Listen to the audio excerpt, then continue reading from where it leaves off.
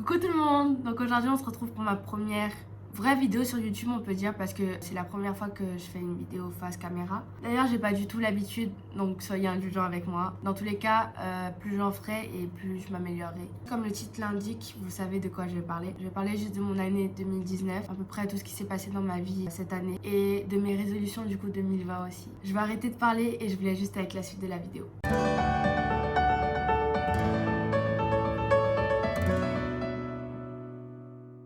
Honnêtement, par quoi commencer dans cette année 2019, franchement? Je pense que cette année 2019, je sais pas si je peux dire que ça a été la meilleure des années parce qu'il y a eu beaucoup de bas et il y a eu énormément de hauts, honnêtement. Je sais même pas par où commencer en fait parce que cette année était énorme et intense. Elle a commencé en tout cas très bien. J'étais avec ma meilleure amie, j'ai vécu ma best life. Il y avait tout qui allait bien dans ma vie et ça n'a pas cessé d'arrêter en fait. J'ai fait des rencontres magnifiques, vraiment magnifiques. Et honnêtement, pour utiliser ce mot, je l'utilise pas comme ça. Même j'ai vraiment fait beaucoup de rencontres et toujours des rencontres qui étaient de mieux en mieux en fait. Ces personnes-là, malgré que je les ai rencontrées cette année, elles ont fait un beaucoup plus grand chemin que la plupart des gens qui étaient déjà là, ou que je connaissais même depuis 6 ans, 5 ans, voire 4 ans.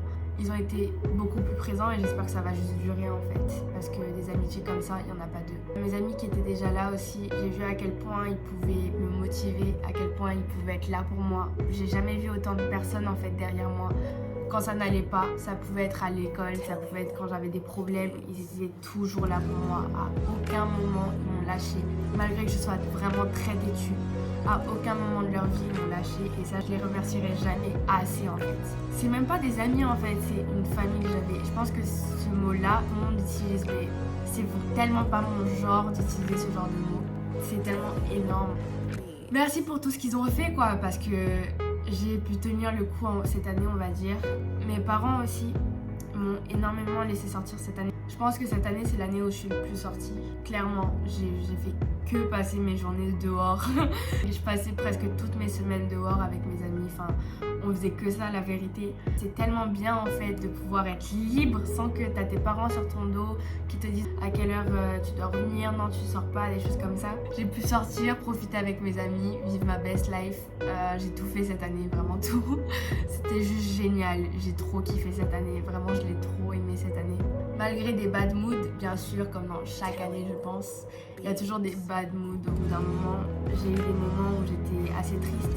Ça se voyait pas parce que je suis quelqu'un de très fier qui ne montre pas ses sentiments, bien sûr. Mais j'ai pu remonter la pente vraiment grâce à mes amis, encore une fois. Ils savaient pas vraiment ce qui se passait et je pense qu'ils n'ont même pas capté que ça n'allait pas. Mais juste le fait qu'ils étaient juste là pour moi, que je rigolais à l'école avec eux, qu'ils venaient me voir très souvent à la maison, des trucs comme ça. Ça faisait que j'avais même pas le temps limite de penser à mes problèmes et j'ai vite fait arrêter d'avoir mal, de me poser trop de questions, parce que je m'en pose énormément de questions. Mais au final, ça m'a pas empêché du tout de kiffer mon année parce que c'était vraiment passager, ça durait vraiment pas longtemps et ça m'est pas arrivé beaucoup de fois. Je pense que ça a dû m'arriver 3 fois dans l'année pour vous dire, genre vraiment pas beaucoup de fois. Et voilà, du coup, voilà comment a été mon année 2019. Je pense que j'ai un petit peu mal expliqué, mais c'est pas très grave. Hein.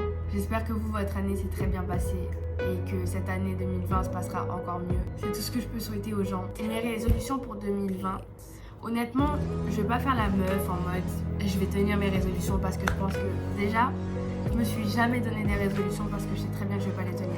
Mais je me suis dit bon, cette année, honnêtement, c'est 2020. Écoute, pourquoi pas te donner des résolutions, en plus ça peut te faire une vidéo YouTube. Et du coup comme résolution, je pense que je vais pas me donner des choses extra.